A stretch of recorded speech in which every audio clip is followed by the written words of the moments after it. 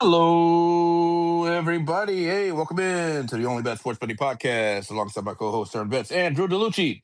I am Prince of Picks. We have got the three-man weave coming at you today. Actually, we've got the quad-man weave, quadruple threat, if you will, as we are going to be welcoming in shortly Mr. Brad Betts Footy. He's going to come on here with some extensive looks at the soccer landscape around Europe. Of course, as we're approaching the weekend here, we're going to have a lot of the major domestic leagues back in action. So, really excited and interested to see what Brad has for us in terms of his plays on the pitch. And of course, we've got other sports here. We've got the World Baseball Classic, which we've all been pretty excited about here over on the podcast. We've been group texting a lot about it, and we've been cashing out a lot of tickets. So hopefully, we can continue the winning trends here in the World Baseball Classic. Also, As Cuba I'm just hit a sure. home run. Sorry to Well, interrupt.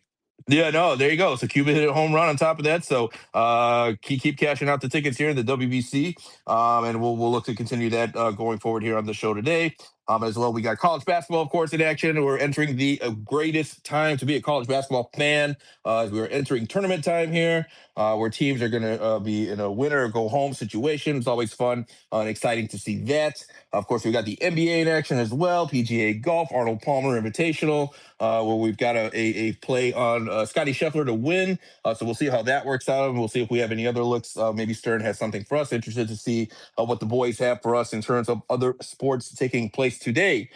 As well as the NHL. How can I forget? Right, we got the ice in action as well tonight. So a lot of stuff going on. Like we've been mentioning here to you guys. This is a great time to be a sports fan, sports investor. We are entering the sports equinox here. We got a lot of great sports converging at the same time here in different times of the season. But it's a really fun time to invest in sports and be a fan. Just be a fan. So interested, excited to get into it. Before we do that, guys, real quick, head on over to Apple Podcasts and Spotify. If you can, please give us a real quick 5-star rating, review, and subscribe. We really appreciate all the support you guys have been giving us. And with that being said, let me go ahead and pass it over to my co-host, Mr. SternBets, Mr. Mo. What's going on, my guy? Hey, yeah, I'm a little disappointed that Cuba scored so early. I put out on my article last night for free for everybody, Japan first three run line -1.5. They scored 10 runs in the second inning, so that wasn't even close. And then my other play was a first five money line parlay featuring Venezuela and Cuba. But if Cuba just went up 1-0 in the second inning, I doubt that we're going to be able to get that for decent juice, just like I did. So, yeah, I'm excited. I have a play for every game today in the Baseball Classic. I still have to get that World Baseball Classic versus World Classic Baseball out of my head. I just got to get it right. But let's do a review on yesterday. I did not do as well. I shouldn't have done all these parlays. I should have just taken the teams that I liked and then bet them, and I would have basically broken even. But Suns get it done, but not by 4.5 points. Nuggets won straight up, right? That wasn't even. I guess I turned that off in the fourth quarter at some point. And then not a covering type of day from everybody. Michigan State, gosh, they blew an 18-point lead in the second half. That was kind of brutal. So 0-3 day for me. Not what I want to see, but I'm looking forward to kind of get back on that horse and getting some winning tickets on here. Real quick, just a quick stat correction. Suns actually lost that game, and I know that because I had money on them live. You're right. They lost by two. I couldn't believe that. I couldn't believe they lost. I was live betting the hell out of them when they were in the fourth quarter, and they almost came back. But yeah, maybe it was the Magic. That's a bad loss. Yeah, huh? Maybe it was the Magic who won, but didn't cover the 2.5 spread. Yeah, it could have been. I didn't have any action on the Magic, but I know for a fact because here in Chicago, I was watching that game and I was all over the Suns, and pretty shocked that they didn't pull that one out. Bulls are not a good team, so yeah. Drew, how do you do yesterday? I think you went 3-2, if I'm not mistaken. Yeah, I went 3-2. So the Mammoth, I finally decided to bet my totals. The Mammoth and Flyers, it was a 3-0 game. I remember me and Stern were talking about it, and we're looking at the Flyers and Mammoth's past games, very similar to that. And then I did the under in the Suns game, Suns Bulls, and that At first, it was a little sweaty, and then they just forgot. Everyone forgot how to score in the end of the third and fourth quarter. Maybe it's my The Suns missed, I think it was like yeah, 18 straight yeah. baskets. Maybe it's my total of juju that I've been getting. You know, Oh my I God. don't know. But yeah, the Suns missed. I was worried about overtime possibly, but also I wanted you to hit your bets, Stern, and then when it first, I'll talk about the college bets that didn't hit. SIU, man, very disappointing. They're one of the first games of the day, 2:30. They were up by On the 9, books. and then they just collapsed, man. They're not a great offensive team, but they're an amazing defensive team. Drake, I don't know if you guys were watching that game. They were making some of the most insane shots and threes, but that's what happens. Like there was times where shot was running out, someone threw it up, and they banked in.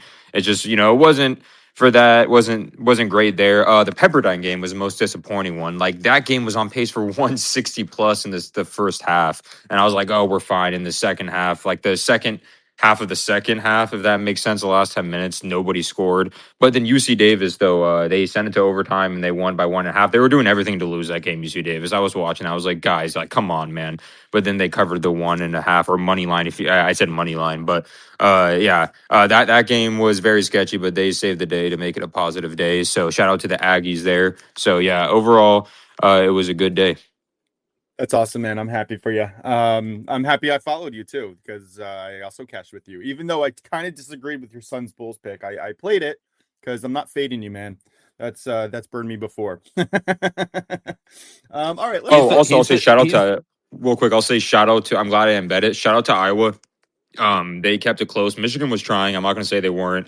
Michigan got the win, but shout out to Iowa for keeping it very close. I respect them. Yeah, and just Drew, you're the total king right now, over unders king. So anything you give totals YTDB, I'm tailing right now. Yeah, I definitely feel that. Let's shift focus to soccer. The weekend soccer just feels nice together. I actually have two plays as well, but I'm gonna let our main man Brad Betts get in on the action first. Again, I guess pun intended. Brad, what do you got for us, man? Can you hear us? Oh yeah. Well, I mean, what do I have or what am I looking at is kind of a loaded question. Typically, the way I do things is I don't like to place a lot of bets a day ahead. I like to attack early in the morning and plan my day around which bets I'm going to take, whether that be pre-match or live. I plan it out early in the morning, but there's one or two type of teams who I look at on a week to week basis. It's pretty much a what they call a auto bet. I hate saying that, but they kind of are your Inter Miami type of people. Barcelona, how many times have we talked Barcelona? They're playing Athletic Club tomorrow morning. The line pre-match right now is an over 3, which has happened with Barca like once or twice over the last 20, 30, 40 games, maybe matches. Can't even remember the last time it was an over 3. So tomorrow it's an over 3, and it's because they're playing away at Athletic Club, who have historically been a lower scoring team, but they're not really that good anymore playing open. I think that game could be nice and open and high scoring. And I'm going to be sitting that out to my Dub Club Live, that over 3 Athletic Club Barcelona tomorrow. I love it. Yeah, Barca's been an over machine, both conceding and scoring. So yeah, I'm definitely in on that. Yeah, What else are you looking? Barcelona has hit over. I was pulling up the actual stats so we can give something logical. Where is it? Well, when they played Villarreal the other day, it was 39 to 46, so somewhere around like 41 to 47 over 2.5 goals, which is just a tremendous hit rate. So we're around 90+%. So Barcelona auto, another over 3 auto, which has been this way for a long time, is today, and it's got some qualms. Bayern over 3. They've hit over 2.5 goals now in 39 of 41 matches, which is just absolute insanity. Just 2 times that they haven't at least had 3 goals. But today against Gladbach's an interesting one. Gladbach, Borussia Mönchengladbach, whatever you want to call them. They lately have been pretty poor as far as hitting any type of totals. And against Bayern, they haven't even hit the over 3.5 goals in any of the last 3 times they've played one another. it's not trending as much with that away side as very high on a high total. They've just hit over 3.5 goals, excuse me. Gladbach just twice in their last like 14 or 15. So not a lot. And then you added another monkey wrench of Harry Kane might be out. And, leading the line, Nico Jackson. If you're wanting goals, he's not exactly the type of guy that you want to put thousands of dollars on to make happen. So Bayern might be more difficult one today than you anticipate. And you got to know that the top slate of the top matches today, Real Madrid, PSG, Bayern Munich. Why are they all playing today on a Friday? Well, that's because they're all playing early Champions League next week, which means it's a quick turnaround fixture. They're lucky that they're given these Friday fixtures, give them an extra day's rest. And that means that there's possible rotations in the cards. Monaco and PSG, I mean, they just played one another twice back home and away. And then they also played once in the league. So this is the fourth time that they're going to be playing. It's just a little bit much for that match. Just be very careful for your stuff today. I gave out on DTL this morning the Poland over 2.75.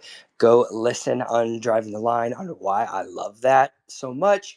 Lechia Gdansk are one of the ballers of the Polish league playing at home. So those are really what I have my eye on. Another thing that I want to mention for this weekend, and I just can just ramble on and on as you want. Just stop me if you have want to comment on anything or clarify anything. But Inter Miami tomorrow night is another over 3 banger typically. But the biggest problem is DC United are just awful. They're just a terrible team, and they're keeping it really low scoring. There's not a lot of open play. The two teams that they played so far, Philadelphia has struggles of their own, and then they played against Austin, who is just an average team. Beat them all. Both games ended 1-0. DC United hasn't hit the over 2.5 in a lot of matches recently. The matchup history is just kind of meh. But when you really look at it, Inter Miami should be winning. They should be scoring at least 3 goals. It is also a playable over 3 pre-match, which is kind of scary because you don't get a lot of over 3s with Miami, just like Barcelona, just like Bayern Munich. These are teams that you look at week in and week out. So those are just my quick 2 cents for things you should be looking at. Thank you so much. That was a lot of valuable information. Just real quick, because I did miss the DTL show this morning. Which Polish game is the over are you looking at here? Is it the Polish Ekstraklasa, the top flight of Polish football? Okay, and that is not the first division. That is the second division from our perspective, correct? You got it. And that's what's so great about some of those countries is the first division is actually the second tier of football. I really appreciate that. Always so confusing.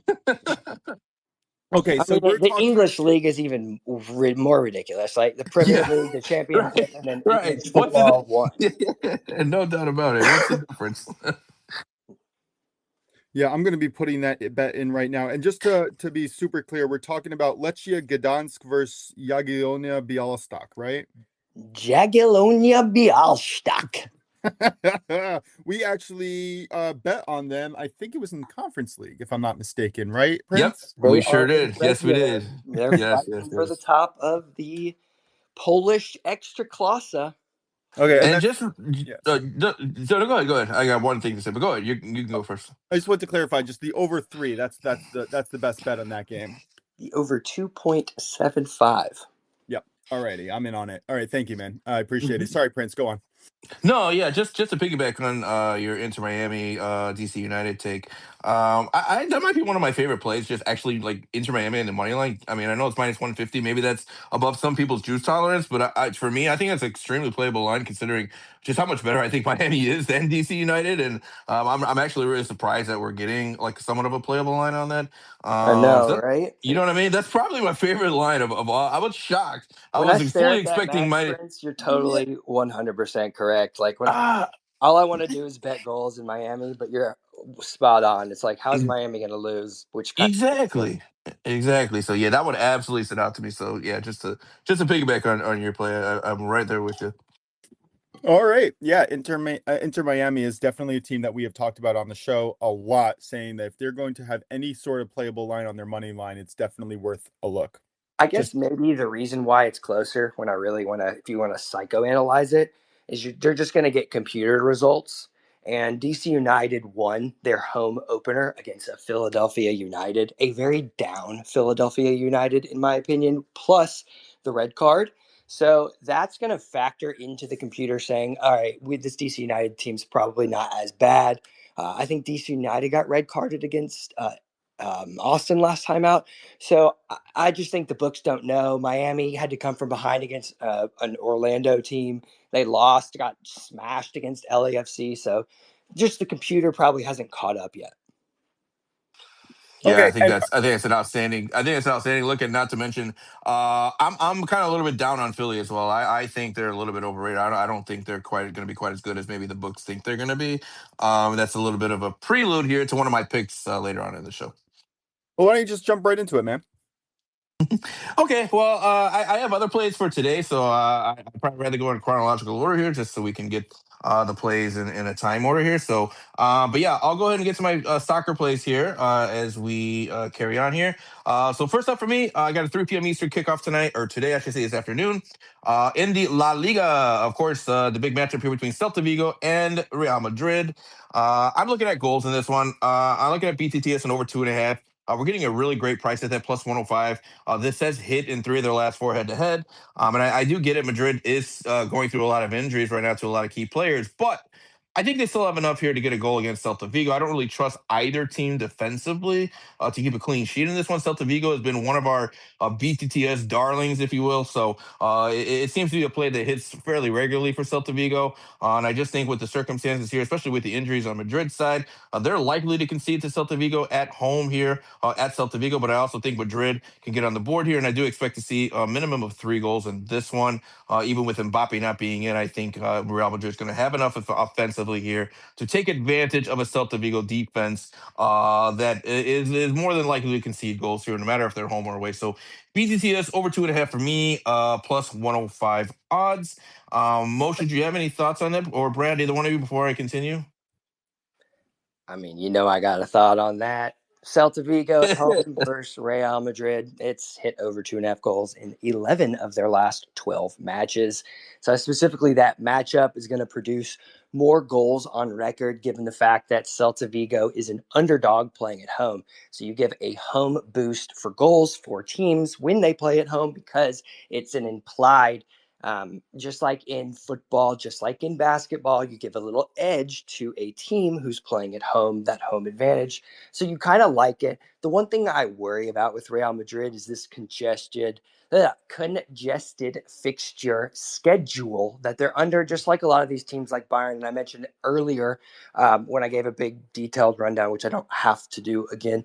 It's just the congested fixture schedule. They're going to have some rotations probably in the lineup. They got to turn around, play some ridiculous matches coming up. Celta Vigo, sometimes they'll give you a 1-1. Sometimes they'll just give you an 8-8. For I'm not even kidding. You'll just 100%. see the most open play style, or you're going to see the most closed off play style, and you don't really know what that's going to be until they hit the pitch. Yeah, Yeah, I think that's great I look. will. Yep, I absolutely. Go will ahead, say. Stern. What do you got? So I have a soccer model, as you guys know. It hasn't been as successful this week, but we've had success in the past. What's her And name? sorry, What's her name? the model. Yeah, your soccer model. I get it. You. It took me a second. Good one, I don't know. Brad. I guess I'll name it at some point. He's saying because it's a model, Yeah, a yeah, girl. Never mind. Go ahead. Go ahead. I'm Sorry. here to provide dumb dad jokes as well, so I Yes. apologize. Well done. Well said. Well played, Brad. Well played. Carry on, sir. um. So yeah, Celta Vigo actually double chance was one of the top rated, or tie no bet was one of the best rated plays on my model for the day. I didn't end up taking it. I went in a different direction, but definitely I love that BTTS. You can get that just plainly at minus 130 as well if you don't want to take the over 2.5. But I think the BTTS over 2.5 at near even money is a gift of a line. Yeah, absolutely. That's why when I saw plus money on that, I was like, yeah, I can't pass that up. So, yep, all over that. Glad to see we're all in somewhat agreement on that. Next up, I'll go to another play here. This is going to be a two-leg parlay for me. As we're talking about Real Madrid here, not only do I like the BTTS at over 2.5, but as part of a two-leg parlay, I also like them on a draw no bet. And we're going to parlay that here with the England FA Cup match taking place today between Liverpool and Wolves. I cannot see Liverpool losing to Wolves twice, not in the span of a couple of weeks here, not in the span of a month, not in the span of a season. So I know this is FA Cup, not the season, but either way here, Liverpool on the road, I expect them to avoid a defeat against Wolves. Now, we've been talking about Wolves a lot. They have improved recently. They've been playing a lot better, getting a lot of good results, shocking results, if you will. But I just can't see Liverpool dropping 2 games in a row to Wolves. So I'm going to take Liverpool on a draw no bet, and we're going to parlay that with Real Madrid on a draw no bet. You're going to get a great price with that. It's minus 104 if you parlay those two together. So I'll be on that. Brad, anything for you on that? I heard a blind man detector. I can't see it. Can't see it. Okay. Guess we're gonna find out. I mean, look, it's a tough one. Like, let's be real frank. They just played each other, so I don't know if you've ever played. I know Prince. I'm speaking facetiously to the people who are Of course. playing, but to those, it's just if you've played the game of football, if you've played a team 2 times in a row, like you played them, and then you leave the pitch, and then you come back out and you play them again. That same exact team. Like things happen a lot differently. You just kind of approach the match differently. You have this different comfort level. You've already built a little bit of that. So we don't even know the Liverpool lineup. There could be some serious rotations. I know you probably are sick of hearing me say that, but that's true because Friday matches, you got to understand, Friday is, I think, the worst day to bet on this sport because you're just going to get a wide variety of results.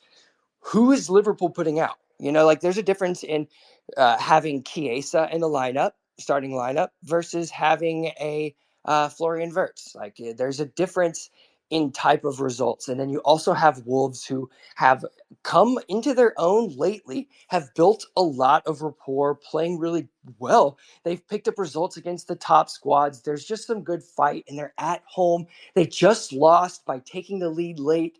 The last 2 times that these guys have played one another, there hasn't been a goal till minute 41, but it ended 2-1. So, there could be coming late. Maybe look for a later type of result if you see some slow legs. I want to avoid like nearly everything today. Yeah, I hear you on that. That's great, great analysis as well. For me, I'll be honest, full disclosure, I've been getting burned by fading Wolves, but I'm gonna do it again. I'm gonna do it again eventually. I just think Liverpool, regardless of who they have out there, they're just not gonna want to lose to Wolves. But I hear you though, and then we'll see what happens here. I like them. Maybe we get a draw here, but I like them with push insurance here against the draw.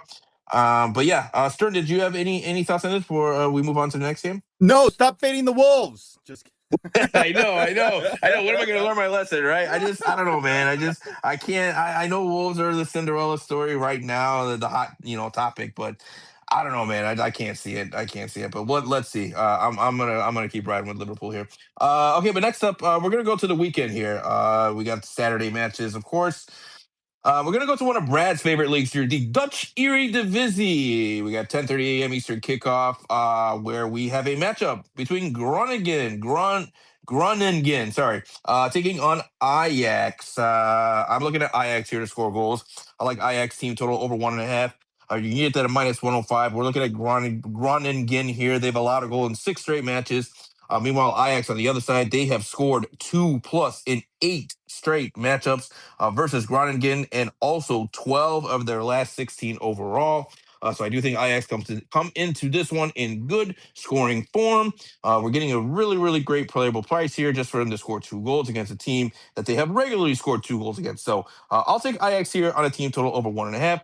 Brad, interested to see what you think about this one. Oh God, you need to go to my X account and you need to go look at one of the most recent videos I posted from last week. I had a bet on Pek Zwolle taking on Ajax, looking for goals because it's happened in just about every single match that Pek Zwolle ever freaking play. Just about every freaking matchup history, and it's wide open. You need to see this goal that was removed in the Eredivisie. It was a handball that was called and went to VAR and was the most clear and obvious handball of all time. It was going to be for Ajax, which is very important, playing away from home. So you'd think they're a bigger club, they would get that call, but they didn't. The thing was completely overturned, no penalty kick, and it was the most clear and obvious. It doesn't get more clear and obvious. So that leads me to believe right now that there could be something up with the Netherlands. And we've seen it in the past with these referees.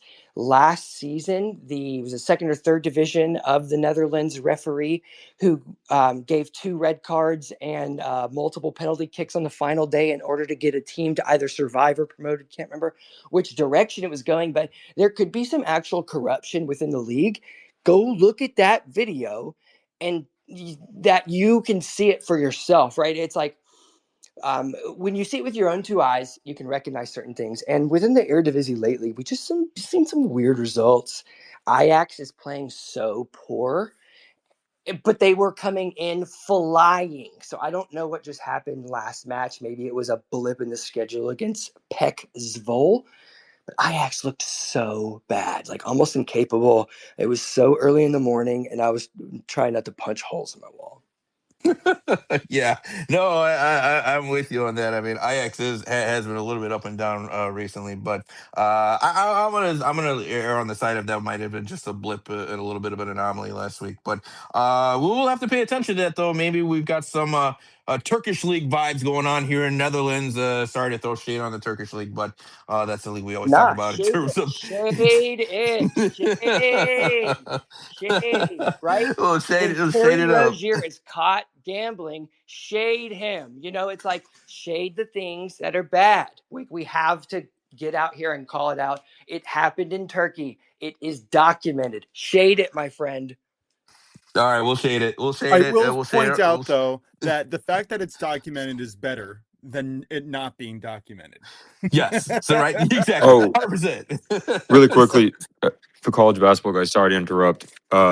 I forgot this game. I thought it was starting in an hour, but I have. Luckily, it'll probably start in like 5 minutes. It won't start right away. But I did a duo play. By the way, half a unit on Central Arkansas halftime full time, right? And then I did it's -135 on DK, and then I did about 0.10 units on Bellarmine first half, Central Arkansas second half for +500. Ooh, I like that.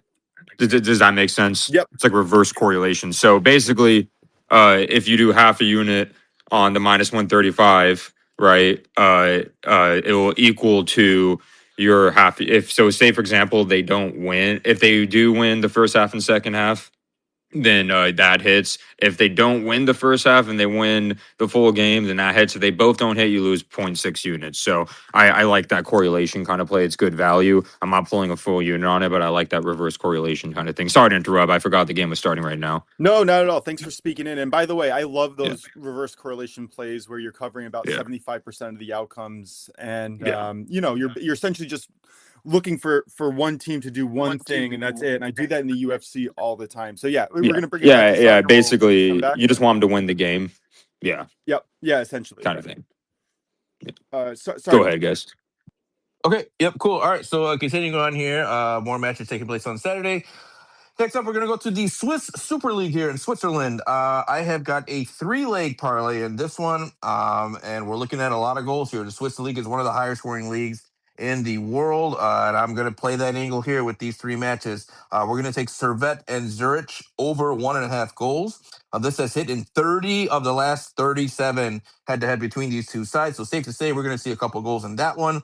So we're going to parlay that with the second leg here, Sion and Winterthur over 1.5 goals. This one has hit in 8 of the last 10 head-to-head, and Winterthur, one of the worst defensive team allowing goals in the Swiss Super League. They've allowed over 2.3 goals per match, so safe to say we should see a minimum of 2 goals in that one. And then finally here, the third leg, we're going to take Lugano and Luzerne. BTTS here, both teams to score. This has hit in a whopping 21 of their last 27 head-to-head between these two sides. So really good chance here that we see both teams get on the board. So to recap here, Servette Zurich over 1.5, Sion Winterthur over 1.5, Lugano, Luzerne, both teams to score. You're going to get that 3-leg parlay at -102. Brad, I'll toss it to you. I know you've bet the Swiss League before. You've talked about it before on DTL and privately. Do you have any thoughts on just the Swiss League in general tomorrow? Man, I love the Swiss League. It's one of my favorite leagues because of the consistency at which it hits. Like both, and I'm so full disclosure for everybody listening. I am really not much of a money line. I don't really pick sides, spreads in a sense. I like to really focus predominantly on goals scored. That's what I built my model around, and that's where I find the most consistency in figures. Not really necessarily choosing a side, but rather choosing a total, right? Just a collective unit. And the Swiss Super League does really well because you have consistent teams who produce goals, which if you have consistent teams produce goals, you can get predicted totals. And it's been really, really, really, really great. It's coming down to the very, very stretch here the last few weeks, and there's only a few matches left before it splits off into playoff style. And we've just seen those goals tick down just ever so slightly, just slightly. We used to smash that 3.5. When they get to 2.5, smash the 3.5. Now it feels like it limps into that 2.5. Little sketchy for me. Very matchup dependent right now, as you saw with the grasshoppers, aka ass hoppers. They just seem to always produce ass results. So you'll I remember like that that. very easily now. Zurich is an over 2.5 banger team. They just do it. But Servette have been serving up some really weird results lately. 1-1s, 0-1s, just really blowing it. And I can't figure out why they're usually and have been predominantly in European football. But this season, not too good. Winterthur, my probably favorite team, but one of my favorite teams in the world. I treat Winterthur just like I treat Bayern, Inter Miami, Barcelona, and these are like free tips. Every single time you see them, you bet 2.5, 3 goals. No doubt about it. Yep, they're a goal conceding machine, and they can get on the board as well. But leaky as hell defensively. Oh, exactly, Prince. They got some real scoring this year, and that's helped kick those totals up quite significantly. Do yourself a favor and YouTube one of their matches where they're playing at home. The field is just shite. Alrighty. Sorry, go Yeah, on. no, I think we had a play on them. I think it was a couple weeks ago where Thun was playing against them. If I'm not Ooh, mistaken, it was like 0-0 at the half, and we smashed the over 1.5. I played privately the over 2.5. I think it ended up finishing Pretty sure two you to one, played if I'm that not publicly mistaken. too. I played the over The two over and a two. half. Okay, maybe so. Okay, maybe so. Yeah, because I was like, there is no way in hell that this game is ending less than 2 goals here with the with the form that Thunder in offensively and Winterthur are in defensively. So yeah, anytime you see, to your point there, anytime you see Winterthur, it's just it's goals, goals, goals. yeah, it's a pretty shock to see Thun up hit there at the top and just absolutely smashing. I mean, they came back yesterday, didn't even try in the first half, and smashed St. Gallen like just in the second half, just second half, and then they pulled the brakes, just didn't care anymore. It's crazy to see that they're way up top and Basel being so freaking terrible. Former Liverpool man Zerdin Shaqiri, old man, really struggling. Mm. The Swiss League right now, what you're going to get down the stretch is a little bit of apathy because where people are in the table, their just results are settled, right? And when you have settled results, you get settled mindsets, and if you've settled mindsets, you get settled play. Yep, absolutely, no doubt about it. Great look. All right. I want to. Stern. Yeah, Yeah, I yeah. just Go ahead. because we're already through a half an hour, and I love talking soccer all day, but I do want to keep in some time for other sports. But I did want to bring in two plays that I had. I wanted to get both of your thoughts on them. I'm only playing them for a half a unit, and if I'm being honest, they're pure model plays. The first one is the FA Cup. I think it's tomorrow, Man City versus Newcastle. I like Man City three-way money line at plus 105 here. They just had an embarrassing 2-2 draw against Nottingham. I think they're going to look to improve their form ahead of the Champions League. The only concern I have is that they're playing in the Champions League and they might rotate their squad a little bit. Do I have any reason to be concerned here, or is the model spot on here? Either Brad Betts or Prince. What you got? Brad, go ahead. Wait, you got any thoughts on that, Brad? I'll let you go first. I was actually pulling up that matchup right now. Okay. Looking at, Yeah, I think Newcastle's at home, are they not? Right? I think Newcastle's at home in that one. yeah, I Or was is it a gonna make man? sure that this wasn't an aggregate situation. So this is a one fixture situation, right? It looks like it because there's no leg. So Yeah, FA Cup. Yeah, I think it's one. It's just a one off. so that really matters within your totals. So understanding that implied that the end of the match ends the match, right?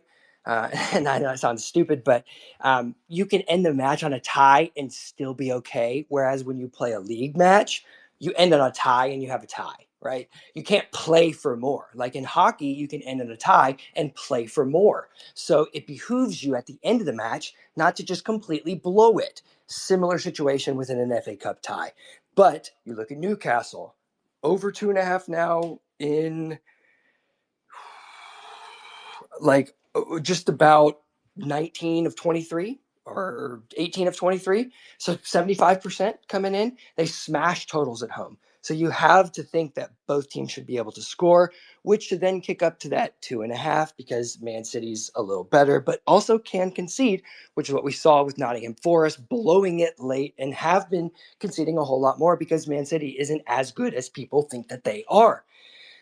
But Newcastle, not that good. I see it as a 2-1 end tie. As a tie meaning the fixture, 2-1 ending.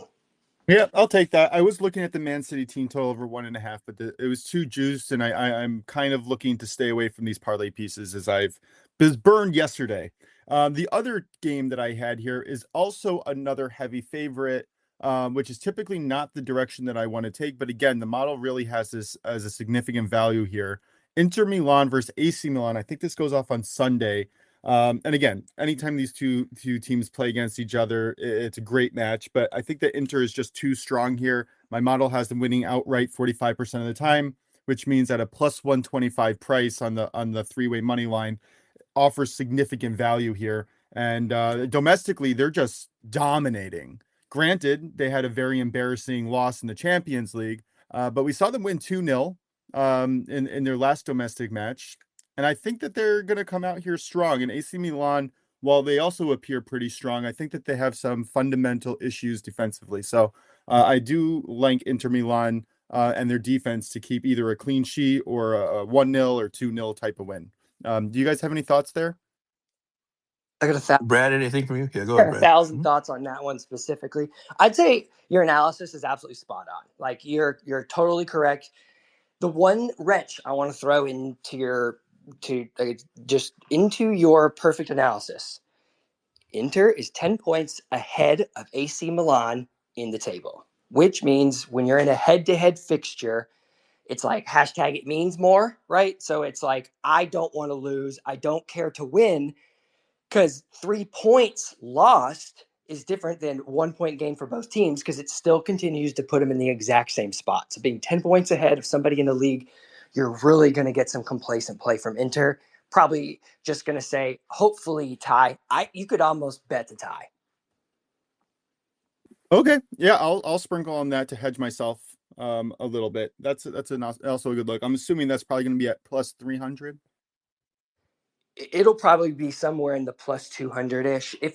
If that number is closer to 100 than it is 200, you'll know why, because it's one of those situations where, Prince, you played the game, somebody scores on you, then you want to get them back, right? You make sure you don't lose. Yeah, I want to attack, but I really want to make sure I don't give it up.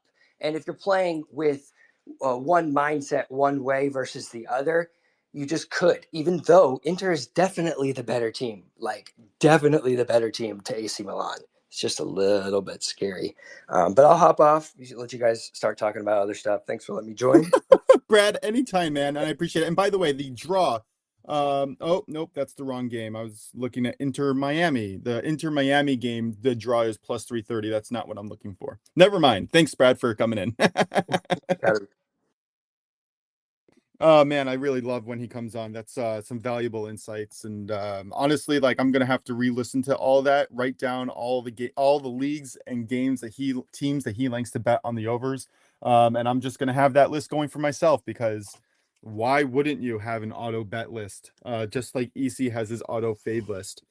All right, Drew. So Yeah. sorry. Or actually, wait, What because I know. one? Yeah. Yeah. Sorry, Yeah, Prince. I Hey, got it's a all few good, more here. man. Hey, there's so much Yeah, going on. We expect it to be a sir, longer episode.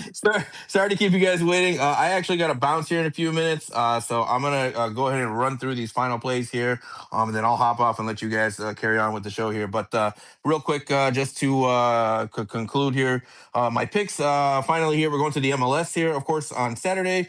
I've got another three-leg parlay here. I call this a score a goal parlay. So we're just looking for three teams to score a goal here. So first up, I like Portland Timbers at home to score a goal against the Vancouver Whitecaps. This has hit in 12 straight head-to-head at home versus Vancouver. So I really like Portland here to continue their great scoring form at home. So we're looking at Portland to score. We're going to parlay that with the Chicago Fire to score at Columbus. Chicago Fire last year, one of the best road scoring teams in all of the MLS. So I'm a little bit out on Columbus this season. I don't think they're going to be quite as good as they were last year. So I like the Fire here to score on the road at Columbus. And then finally, I like San Jose to score a goal here at Philly. We mentioned this earlier in the show. I think Philly is a little bit overrated right now. I expect quite a bit of regression from them this season. When all said and done, I do expect them to be towards the bottom of the Eastern Conference standings here. And so we're going to parlay Portland to score, Chicago to score, San Jose to score. You're going to get that at minus 108. And then finally, for me, the final play for me in the MLS, looking at Inter Miami, money line here at DC United. Me and Brad just talked about this a few minutes ago. We think Inter Miami is significantly better than DC United. We're not expecting much from DC at all this season. So taking Inter Miami on the money line, we're going to parlay that with LAFC on the money line hosting Dallas. We all have seen LAFC. They've been a force to be reckoned with in this MLS season so far. Dallas on the road, not quite as good as they are on the home. And so I think LAFC, getting them on the money line here, getting the top two teams in the league, both on the money line here, and finishing off with a plus money play here, plus 125 on the parlay here between Inter Miami money line and LAFC money line. Stern, I'm going to head out here. I will let you recap my plays at the end of the show. I'll be tuning in. Have a great show, guys, and I will talk to you guys later. Thanks, brother. I appreciate all your time. And I know you don't have any time, but I was going to be interested to hear what he had to say about the basketball NBA tonight. It's a tough schedule tonight. Drew, I'm going to bring you in and talk about this. Do you have any thoughts on the NBA tonight? I couldn't make heads or tails of anything. I'll be honest. I didn't find any necessarily totals I liked because, of course, it's always going to be like that. I've learned, don't force anything if, you want to. I didn't really see any edges. It seemed like they're decently priced totals. There was one line that I found interesting just because the back-to-back aspect and the bad loss Celtics just had. But I feel like 15.5 is too many points for the Celtics. I know they're home, but I feel like the Mavericks could cover 15.5, but I'm not going to make it an official play per se. Yeah.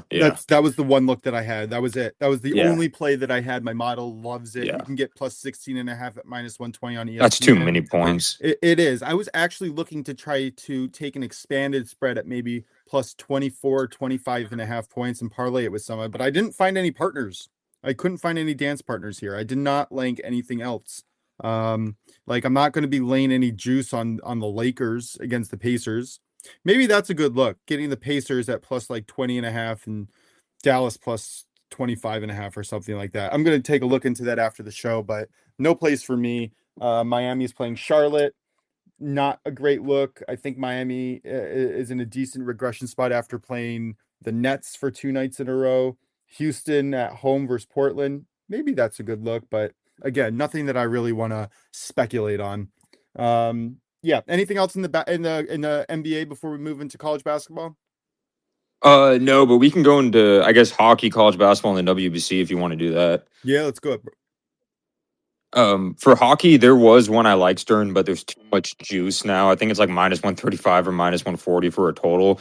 I really like the over 6.5 for the Hurricanes Oilers because I know we talked about the Oilers and the Hurricanes. I feel like they both are capable of scoring goals. Hurricanes are a little better defensively, but I don't really want to take that juice. That's too high for my liking, especially for a 6.5. If it was a 5.5 line, I would do it, but that was my main look. Yeah, I like that look a lot, actually. It's something that I did look at here. So here's what I did for that game, because that was literally the first thing that I looked at in the NHL. Instead, what I did was I took a team total parlay. I took the Colorado Avalanche Dallas Stars. They're playing each other. I took both teams to score. It's at like minus 1200. Both of these teams score every game. Minnesota Wild over 1.5 goals, and Carolina Hurricanes over 2.5 goals. So I'm really just fading the Oilers here to give up 3 goals to the Hurricanes. And that's how I kind of arrived at my parlay piece. How do you like that one? Can you repeat that? Sorry. All right. So I I took was watching a WBC. I just catched a double up, so I was watching that real quick. no problem. Yeah. So I'm taking the Colorado Avalanche Dallas Stars, both teams to score 1+ goal, right? Both teams to score. That's Yeah, it. I like that. Minnesota Wild over 1.5 goals, team total, and the Carolina Hurricanes team total over 2.5 goals. And essentially what I'm betting on here is Okay. that the Oilers give up 3 goals to Carolina. Let me see real quick. It is a lot of variance, but they should all hit personally. Let me see. Yeah, Avalanche should be able to score. Yeah, it was one. I like it personally, especially I love anything against the Oilers team totals. Their goalie situation, like Atrocious. it's not they have a bad goalie. They just can't. It's not. They're not doing great right now. Like They it's can't always good to fade. They're not They can't getting get the stops. defensive people in line to block the shots before they get to the goalie. The only good thing about being an Oilers fan right now is you guys are back to be able to score goals because it looked like in the beginning of the year they couldn't score.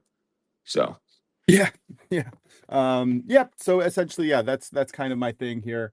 And then I kind of like Minnesota to upset the Golden Knights here, but instead of taking the money line at plus 110, I just took them to score 2+ goals. And at a total set at over 6.5, I think that's a pretty safe bet. And if you're looking back at their totals here, Minnesota has only scored less than 2 goals once in the last 5 games. So definitely a good spot there. And again, always fading the Oilers in terms of goals. I also did like the over in that game. All right, let's get to college basketball. I know we're running a little bit behind. Normally, I would like to go through every single game, but I have a pick in every single World Baseball Classic game, so I really want to go through those as well. But let's get to your picks in college basketball first. yeah, definitely. And we also, of course, knew just as a sports equinox, maybe a little longer than usual. An update, by the way, in the Central Arkansas Bellarmine game. Central Arkansas is up 22-14 with 10 minutes left. So that's good. But there's so many games, guys. By the way, I like to take a select few. Remember, you don't have to bet all of them. At the end of the day, that's what I've learned. The 2 games I have that I like aren't even necessarily like conference games. As Ronald Cunha just hit a leadoff double. Glad to see him playing. But something I will say about this is like there's games like crazy, right, for college basketball. Games that like literally in 1 hour and 2 hours and 3 hours, right? Make sure you bet wisely. I can't stress this enough. I see too many people they're literally going overdrafting a bank account and stuff to users. People have different unit sizes, guys. I know people that have gone in debt. Like, let's please make sure that we're spending money we can afford to lose. Okay, that's my first take. I want to say I think it's valuable. But my first game that I like, and Stern, you can feel free to ask me after. These aren't, of course, the only games I like, but these are the ones I'm willing to bet on right now. You can ask me if you have any ones that you like. We have Dayton versus VCU in the final game of the A10. This is kind of a revenge spot, in my personal opinion. VCU is actually getting steam. Dayton was like minus 130 yesterday, they're minus 120. Dayton has been playing amazing lately. Actually, last time they lost was when they went to VCU and they lost by 26. Don't be alarmed because I remember I was on St. Louis to beat Dayton because St. Louis beat them by 30 the last time they played, and Dayton absolutely smoked St. Louis. Dayton has been on a roll. They've been great at home. Their press is a problem. They've been playing amazing, and I think they're going to want this final game, especially on senior night. And the fact that they demolished that St. Louis final score doesn't pick that. They're up by 28 at one point. They let off the gas, and they've been beating really good teams. They went to George Mason and beat them at home, which is a hard team to beat at home. So I would definitely say Dayton on the money line. This is, I think, one of my favorite bets of the day. That's my first one. If you have any takes. No, not really. I'm happy to follow along though. I have them winning on the model. No significant edge, but I definitely agree with your analysis, and the sharp money seems like it's with you. So let's roll. Yeah, I'm tired of fading Dayton. They're doing too well. But the next one is we have a Big 12 matchup. We have UCF at West Virginia. I put UCF plus 3.5. I like the two possession. UCF and Kansas State are coming off. I'm not Kansas State. UCF and West Virginia are coming off bad losses. I would say more so for West Virginia. I remember I mentioned I think West Virginia in one of the games I had a minus 2.5 and they got demolished by K State. Absolutely, like they were up and they had it, and they blew a 20 something, like 20. They went on a 20 something run. K State, West Virginia's biggest problem has been their offense. UCF's biggest problem has been their drought scoring and their defense. They lost an overtime game at home. UCF is right now a projected 8 seed. People are saying West Virginia is one of the first 4 teams out. I don't think they should personally be in after losing to Kansas State. I think UCF is fighting for more than WVU because I think if UCF loses this and then they lose the first round or something in the tournament, they may be on the bubble. And I think UCF is just a better overall team. I think they can travel well. I know West Virginia, we talked about, has a really good home court advantage. I don't think it's what it used to be, but it's still really good. And it is WVU's senior night. But the thing about UCF, I've seen them go on the road to Colorado, which is a hard place to play, and shoot the lights out. I've seen them go to BYU on the road and shoot the lights out. But I just really believe UCF will keep this close, and I think they can possibly win the game. They know they can win this game. They have the size advantage, in my personal opinion, in this, and they have the shooting advantage. And I just can't fully because I know West Virginia beat BYU, but we know how we all feel about BYU, right? I mean, before they beat BYU, West Virginia lost 3 straight home games, and BYU can't play a lick of defense at all. And also, people forget UCF went to BYU and beat them by like 30. So, I mean, beat them by 15, but the game was like 30 plus most of the game. Give me UCF plus 3.5. I definitely lean in that direction as well. And just like your other play, the sharp money is with you. So, yep, let's roll with it, man. Yeah, definitely. And something I will say also, because I know some people may be on WVU at like home and stuff. I always like to side with the better 3-point shooting offenses at the end of the day. So, but yeah.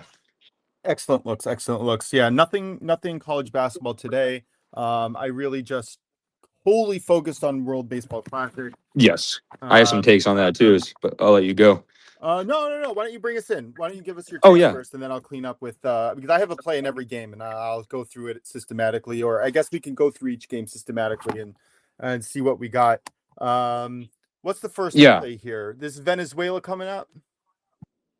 Oh yeah, Venezuela is already up 1-0. Yeah, like they're in the bottom of the first. Ronald Acuna hit a leadoff double, and then what was it? Someone that's what happened. Yeah, someone moved to third, and Luis Arias hit a single to bring Acuna in, and That now is so Contreras. Like, stacked. so here's the thing. Like I was actually gonna mention this in here is the Venezuelan is the most sleepy team. Like their lineup is absolutely disgusting. Netherlands, as we know, they surprise people. I think the last couple because of how their hitting has been. They have some key MLB players such as like Ozzy, Xander, and Rafaela, and of course they have Didi, who's not an MLB player anymore, but he's like international player. I love Didi on the Yankees. He was a great Yankee. And then they also have Drew Jones.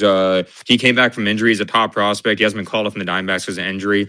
But Venezuela is a very sleepy team. I always think they're a team that not many people talk about because the lineup is Acuna, Michael Garcia, Luis Ariz, William Contreras, Salvador Perez, William Burro, Wilson Contreras, and then Andres Jimenez. So that's a great team right there. And then The only two teams I yeah. think, by the way, that have a better lineup is the Dominican Republic and the USA. Maybe Yes. Japan, but like No, not Japan. they're Japan has better pitching. yeah, that's fair. That's fair. All right, so fine. So those are literally the only Yeah. two teams that have a better lineup than them. And any team that has Ronald Acuna Jr. leading the pack with that energy, I'm going to back them every single time. And like I said before at the beginning of the show, my best bet in this game was a first 5 money line parlay between Cuba and Venezuela at minus 118. And I gave that out for free on my articles last night. Yeah, and I think Cuba cashed that, by the way. Okay, cool. Yeah, I have the Yeah. game on the background, but I can't really pay attention. I'm terrible at multitasking. Yeah, yeah. Oh no, they're up 3-0 on the top of the fifth right now. And they William Contreras just got a base hit. Okay, yeah. This is gonna be fun. But anyways, what I was gonna say also about the World Baseball Classic, another team that I really like is, of course, the Dominican Republic today. We have Christopher Sanchez. So it's funny, we have two Philly pitchers pitching today: Ranger Suarez for the Venezuela and Christopher Sanchez for Dominican Republic. Something I was looking at with the Dominican Republic, their lineup is, of course, absolutely stacked against Nicaragua. Can I go through the lineup And right now? Can I just go through the yeah, go outfield? ahead. Just in the outfield, they have Yeah, Juan it's Soto, Fernando Tatis Jr., and Julio gross. Rodriguez. Are you kidding me? That is an all-star lineup right there. And then you're Oh yeah. adding Manny Machado and Vladimir Guerrero in the infield. I mean, that is just even if you just had those five guys and then nobody, I would still choose them to win. I think that's impressive. Yeah, I don't care. Yeah, even if they had five guys in the outfield and infield combined, I Like would choose them to win. they're Like only five and a lose. half is Yeah. too short to Yes. me, I think. And then what I was gonna mention is another team that I like this year. They don't have best hitters that we're used to, but I think Mexico is kind of being undervalued this year. I'm a big fan of Jaron Duran and the crew there. I think a pick 100%. that. Yes, exactly. I think -4.5 against Great Britain. Great Britain's best player is probably Jazz Chisholm. And I think I just don't think Great Britain has the pitching personally. And I think this game is going to be kind of like, I think, because remember, we saw the line for Japan was 4.5. I can see similar to that, not maybe a 13-0 Mercy roll, but I can see a bludgeoning happening by Mexico. Mexico has good pitching. I guess we can go one by one for game for both of us. All right, let's start at the 1 o'clock game here. Eastern Mexico and Great Britain. Yeah, I like you. I mean, you just spelled it out perfectly. I'm taking Mexico -4.5 at -120. Javier Assad is settled into his role in the MLB. Great Britain is going with Tristan Beck, whose MLB experience was a little bit concerning here. Great Britain really only has one offensive threat that can be easily pitched around, while Mexico has multiple options, including Randy Rosarena, Jaron Duran, like you mentioned, Alejandro Kirk. They have elite relievers, including all-star closer Andres Munoz. So if Mexico, or I should say, when Mexico goes up, they're going to be able to shut the game down. I love Mexico -4.5 here. Yeah, give me that all day.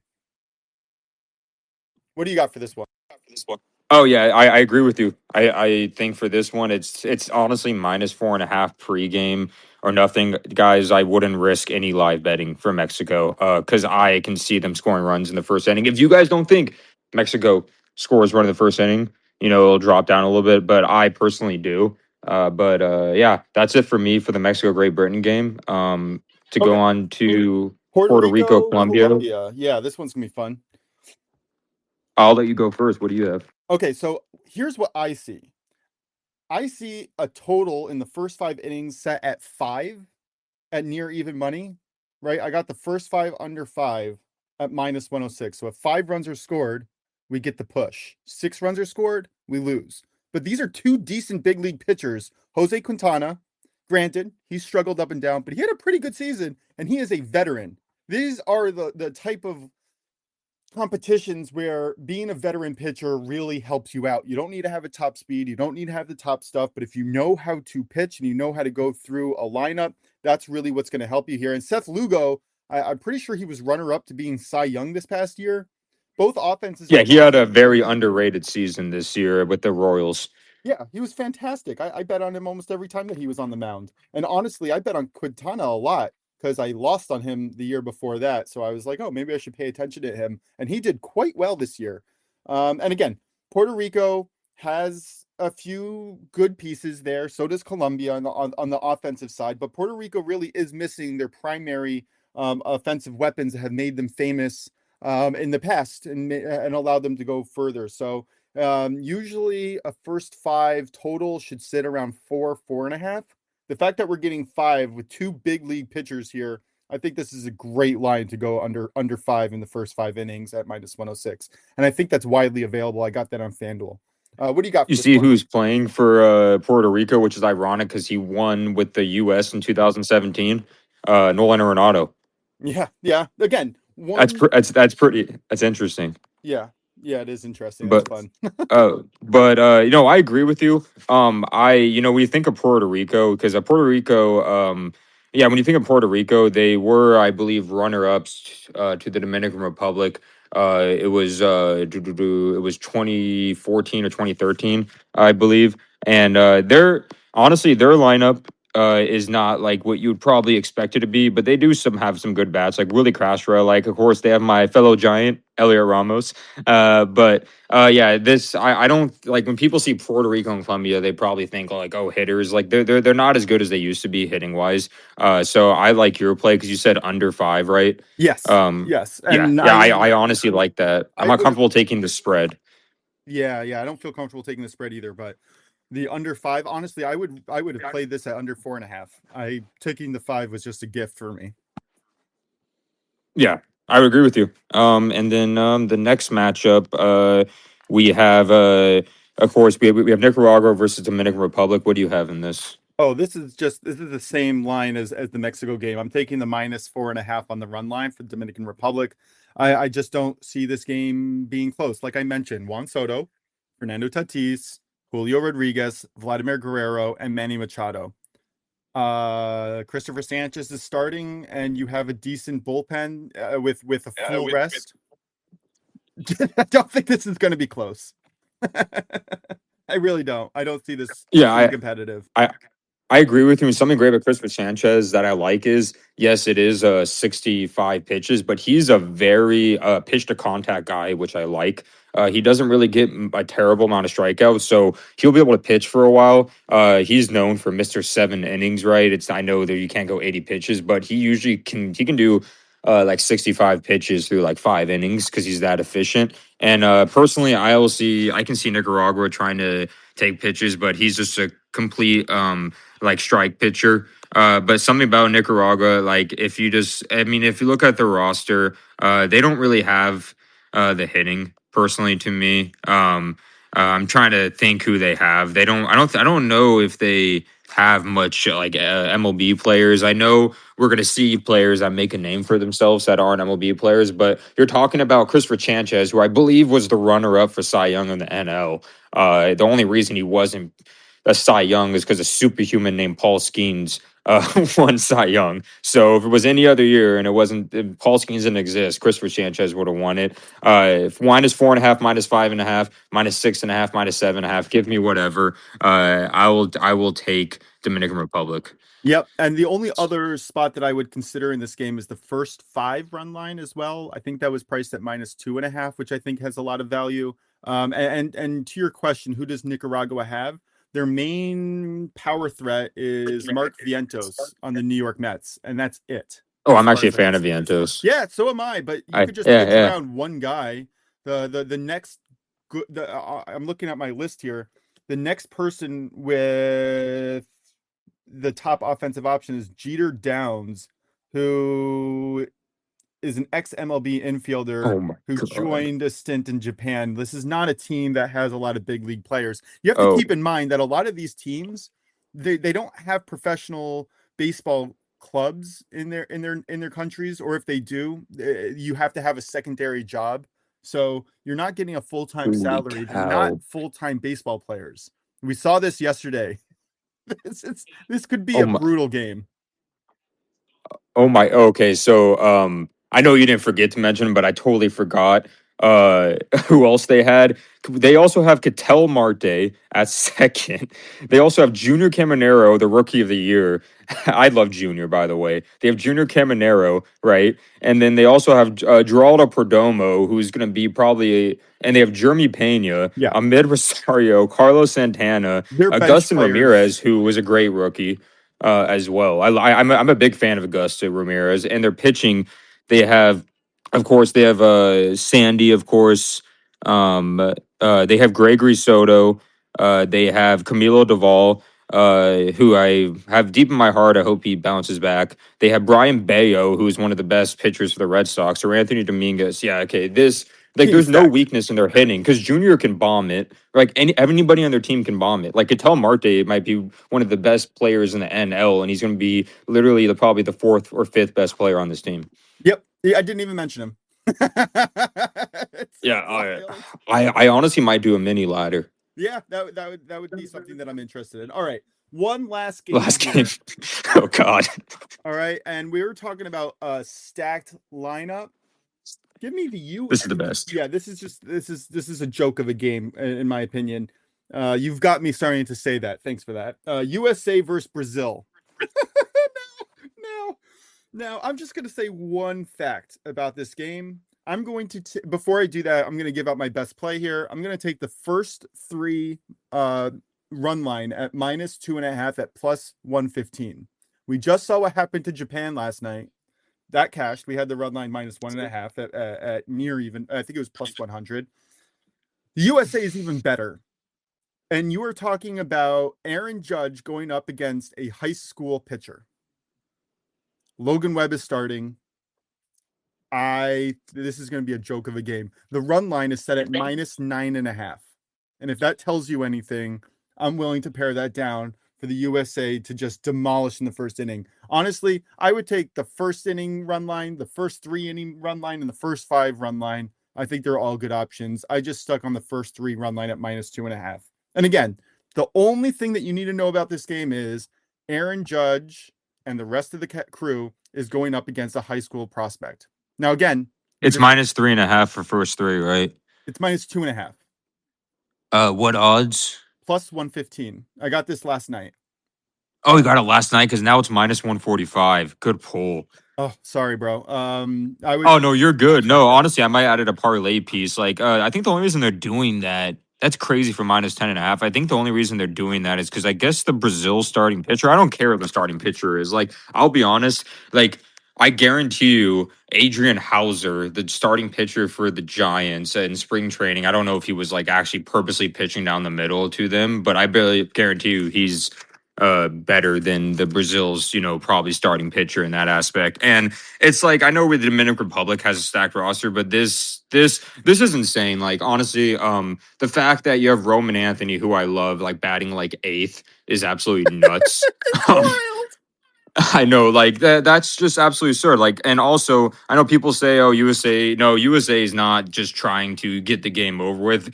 Like, there's nothing. So, what I want to teach people about baseball, the people that are listening, these batters, right? Like, when games get out of hand, they still want to bat for their stats, regardless if they don't count towards the MLB. Because in batting, if you take a bat off, it can mess up your whole psyche. So they're going to keep trying to hit. Batters always keep trying to hit. That's something they always do. Like, this isn't like basketball where they'll ease off and they'll just like not shoot as much, like they're gonna want to demolish and hit. And I don't care what pitcher they put for Brazil, you're not gonna be able to handle Aaron Judge and then Bryce Harper and then Kyle Schwarber. Like, you can keep on going, man. This is going to be a fun game. And again, that goes off at 8 p.m. tonight. That's the last. And go Logan Webb.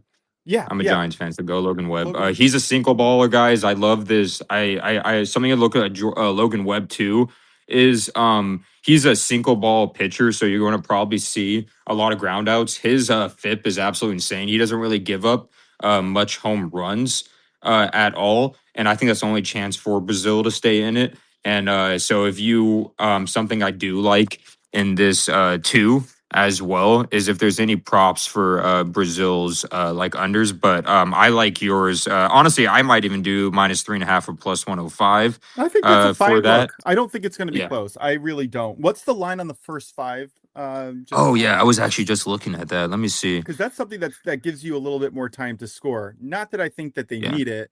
I really don't think that they need it. I would take the -3.5 at plus money on the first 3 as well. But what is the first 5 line? Yeah. The thing I found interesting while I'm looking this up is that's not bad. The thing I looked interesting was -10.5 and 15. So that means Vegas thinks Brazil might score 4 runs, which I don't even see happening. But total, let me see, run line, X inning. There we go. Finding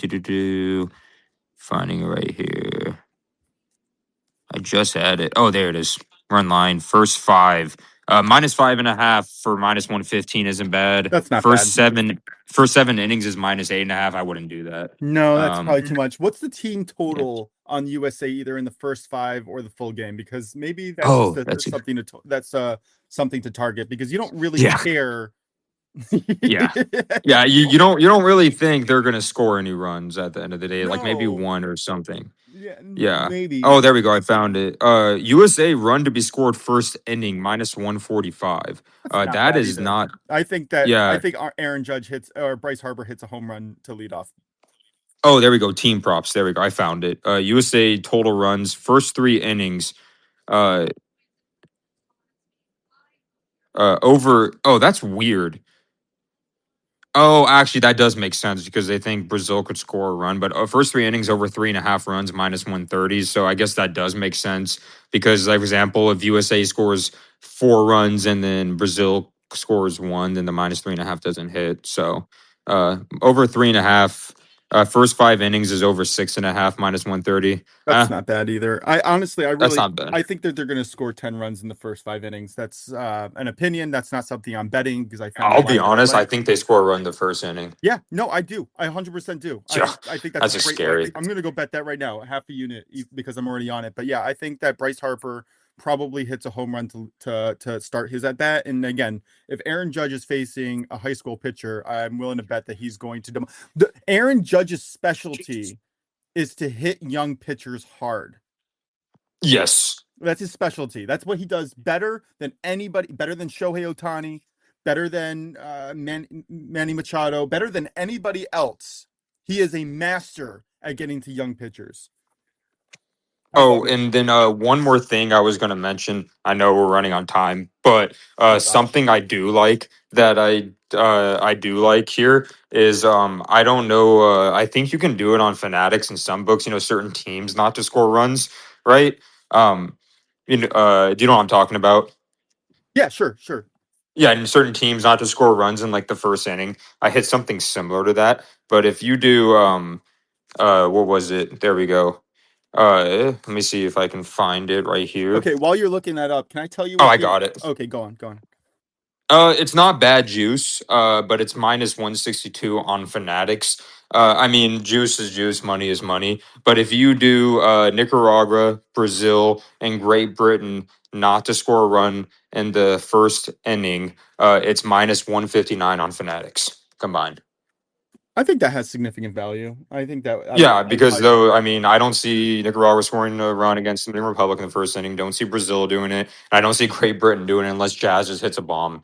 Yeah, I would look at maybe a first inning money line. I don't know if that's offered. I know that's in the regular season that's offered. But can I tell you what? Oh no, it is offered. It is? Oh, then I would also Yeah. look at that. Just that way, if it's a draw, you get your money back, or it's just a voided bet.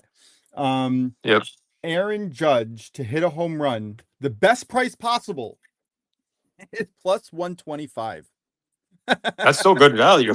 I think it is. Kyle Schwarber. Oh, +145. do we want to, before we get off, do we want to make a quick home run lay? No. Just for, no? No, I would rather just take them to score in the first inning. Just bet everyone to score, hit a home run in the USA game. Okay, yeah, these are insane. Schwarber +150, Raleigh +155, Bryce Harper +200. Oh, we also have Byron Buxton, Alex Bregman, Bobby Witt. Yeah, the highest one is Roman. Oh, that's a sleeper, by the way. Roman Anthony, I think, is the best value, +440. That's disrespectful. I might put some bonus bets on that personally. Roman Anthony has massive power. And Honestly, people don't realize that. I kind of want to sprinkle on a home run parlay here, but I know that that's not going to come through, so I don't want to give it to the listeners. But I'm going to probably put $10 of bonus bets on Roman Anthony at +440. That's not a bad look. Anybody is a good look here to hit a home run here. And again, if the numbers are telling you anything, we are expecting a lot of home runs. All right, we have been at this for an hour and 15 minutes. I really appreciate Michael. I'm going to give you a chance, or any of our listeners, Slim or Lee FN. Sorry if I butchered your names. If you guys want to come on and talk or speak or ask a question, feel free to request, and I'll bring you on here. I know, Michael, you asked already, so if you have anything that you want to say, I guess now's the time. before we recap our best bets and get on out of here. All right, Drew, why don't you give us your best bets for the day, and then I'll recap Prince's picks, and then I'll give out my own. And I apologize to everybody. This is going to take about 5 minutes. Oh yeah, you're good. My two best bets are Dayton money line and UCF. Dayton money line I believe is -120. UCF plus 3.5. I believe is -110. But yeah, I hope we. Actually, let me see real quick. Yeah, UCF plus 3.5 is -115. But I hope we hit our bets. Yeah. All right. Just to recap. Oh, all right. We do have Slim coming in here. Slim, you are able to talk. How you doing, man? Thank you for being a longtime listener. I see you as our guest quite often. Can you speak? You should be able to take yourself off mute and we can hear you. Yes, I appreciate it. Thank you so much. I'm just kind of catching on to the baseball. I'm more into the basketball, but catching into the baseball. So what do y'all think?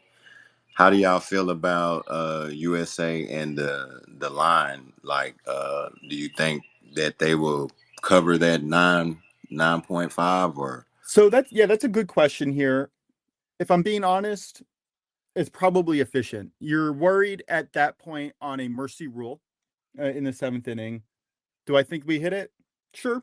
But I would prefer to take a first 5 or first 3 line to try to get that the odds the amount of runs that the USA needs to score down a little bit, because while Drew correctly pointed out that batters are going to bat, I Right. don't want them to take the foot off the gas and then be left in a situation where the USA is up by 15 runs. They put in a bad reliever because they don't need to put anyone good in.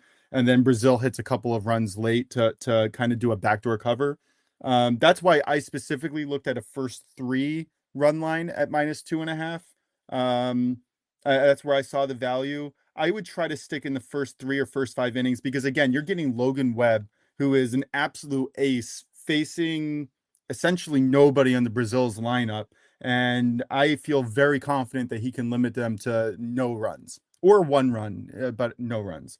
On the USA side, I almost guarantee they're going to score 5 runs in the first 5 innings. Like I wouldn't be surprised if they scored 5 in the first 2 or 3 innings, like they're literally facing Right. a high school prospect. Right. That makes sense. And the reason why I asked that, because I mean, I'm like, it doesn't have the first 3 or first 5. So it's just like either What? straight What book? Novig. Oh, okay.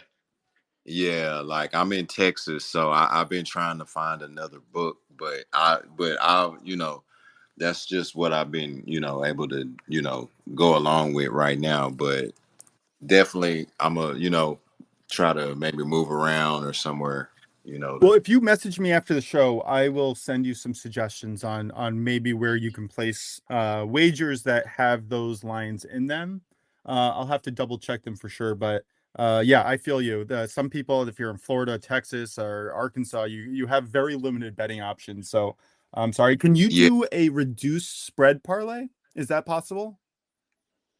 I think it showed like a -0.5, but it didn't have like it didn't have no money line on it. It was just blank, Well, yeah, because the money line price, just for our listeners here, it's I mean, -5,000. That's the best price that you're going to get. So it's not really going to add any juice. It's going to add like what?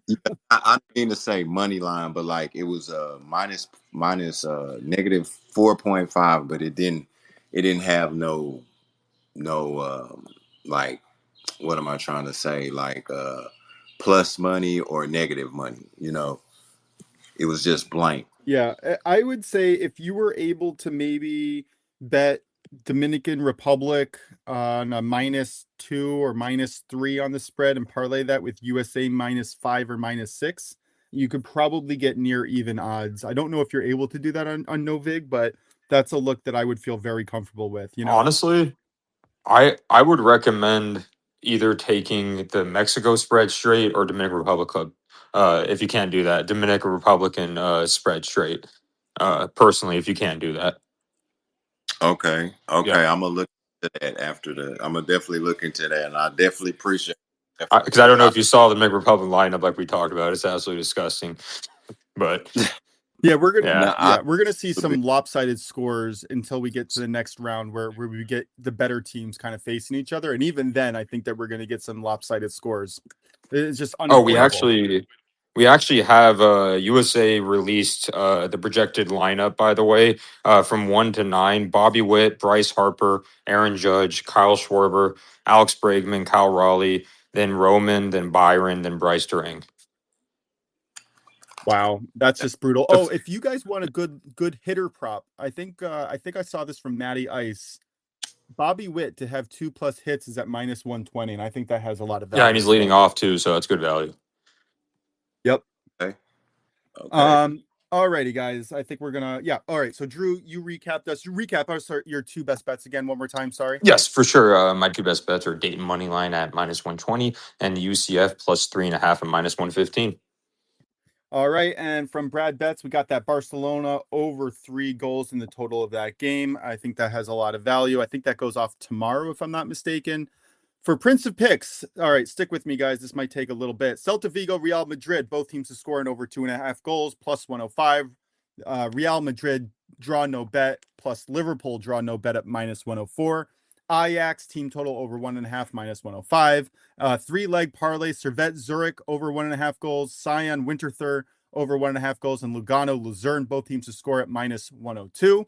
Another 3-leg parlay, if I'm not mistaken, this is in the MLS. Portland to score, Chicago to score, and San Jose to score at -108. And then finally, another play in the MLS, Inter Miami, money line plus LAFC, money line at +125. Honestly, I think that's the +125 is a fantastic look there. For myself, got to get a deep breath here because of all the plays. Let me get to the ones that haven't gone off yet. Oh, I almost forgot. Scotty Scheffler to win the Arnold Palmer Invitational. The live line is at +590. I put another quarter unit on that, making my total position on Scotty Scheffler to win at 0.75 units. Doubling down after a decent round one. Don't understand why the odds increased. This is his best round one in forever, and you're going to give me better odds, almost double than what the competition started out with. I love it. So yeah, I would take that anywhere north of +300, honestly. And I mentioned that yesterday. Going into the NHL, I have a team total parlay. Colorado Avalanche, Dallas Stars, both teams to score. Minnesota Wild, team total over 1.5 goals. And Carolina Hurricanes over 2.5 goals. Again, we're fading the Oilers there. And World Baseball Classic, I have Mexico on the spread -4.5 at -120. Puerto Rico, Colombia, first 5 innings under 5 runs, -106. Dominican Republic on the spread, -4.5 at -115. And finally, the USA first 3 innings on the spread, -2.5. I do have 2 half-a-unit soccer plays going off Saturday and Sunday. Man City 3-way money line, +105. And Inter Milan 3-way money line, +125. Love today's episode. We went way overboard, but that's the price you get with the Sports Equinox, and I'm looking forward to seeing what else we got. Drew, any last thoughts before we close out?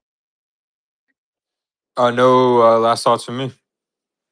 All right, I am excited to see what happens over the weekend.